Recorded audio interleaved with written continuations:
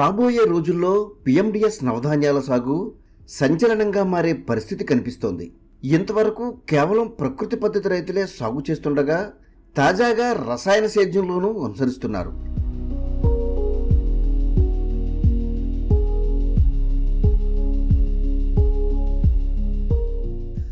రైతు గండ్రోటి యేసుకుమారి 3 ఏళ్లుగా ప్రకృతి పద్ధతి అనుసరిస్తున్నారు. ఈ క్రమంలో 2 ఎకరాల భూమిని కౌలుకు తీసుకొని నిమ్మ ప్రధానంగా పలు రకాలైన పంటలు సాగు చేస్తున్నారు.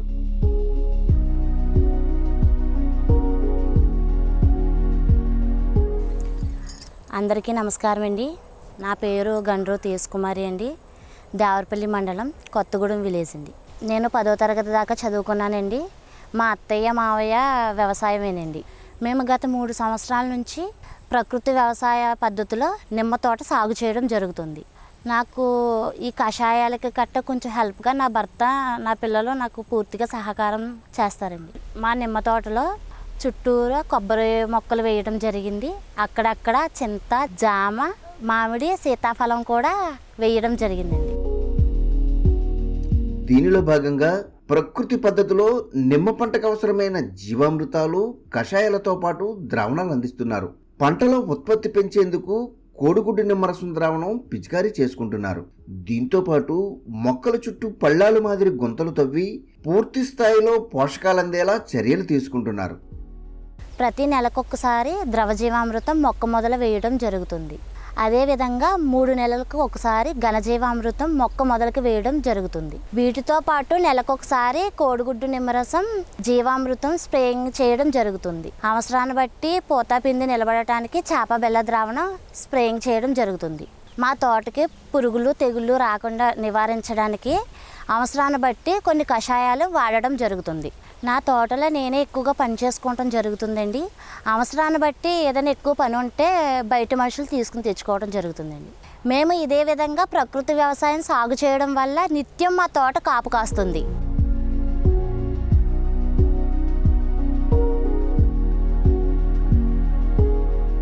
ప్రకృతి వ్యవసాయం చేయడానికి ప్రధానంగా ఆవు పేడ, ఆవు మూత్రం అవసరం. అందుకే మేము కొన్ని ఆవులు కూడా పెంచుకోవడం జరుగుతుంది.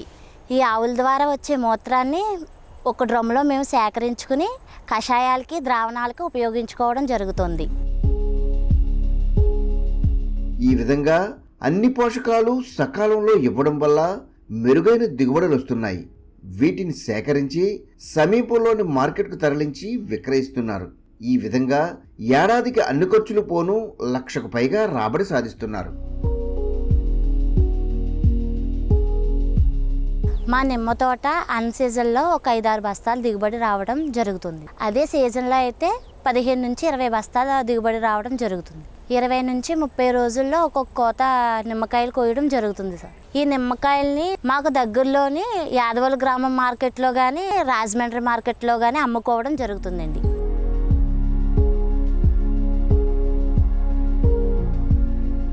ఈ నిమ్మ తోటకి సంవత్సరానికి 70 నుంచి 80 వేలు ఖర్చు అవ్వడం జరుగుతుంది. ఈ 2 ఎకరాల నిమ్మ తోటకి కౌలు ఖర్చు పోగా సంవత్సరానికి నాకు 1,50,000 ఆదాయం మిగులుతుంది.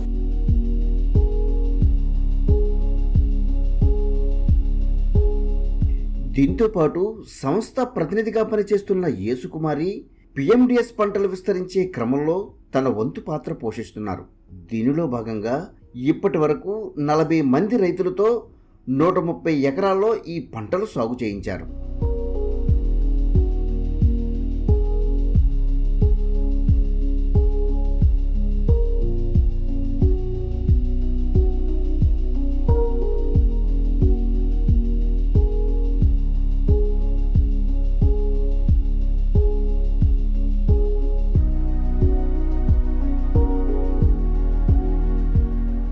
మా గ్రామం వచ్చేసి 6 బ్లాకుల కింద నేను పిఎండిఎస్ విత్తనాలు వేయించడం జరిగిందండి. మేము వేసిన ప్రతి పిఎండిఎస్ పొలంలోని మొలక శాతం బాగా వచ్చి వేపుగా పెరగడం జరిగిందండి. దీనికి అవసరమైన 20 రకాల విత్తనాలను సమీకరించి వరితో పాటు పొగాకు సాగు చేసే రైతులకు పంపిణీ చేశారు.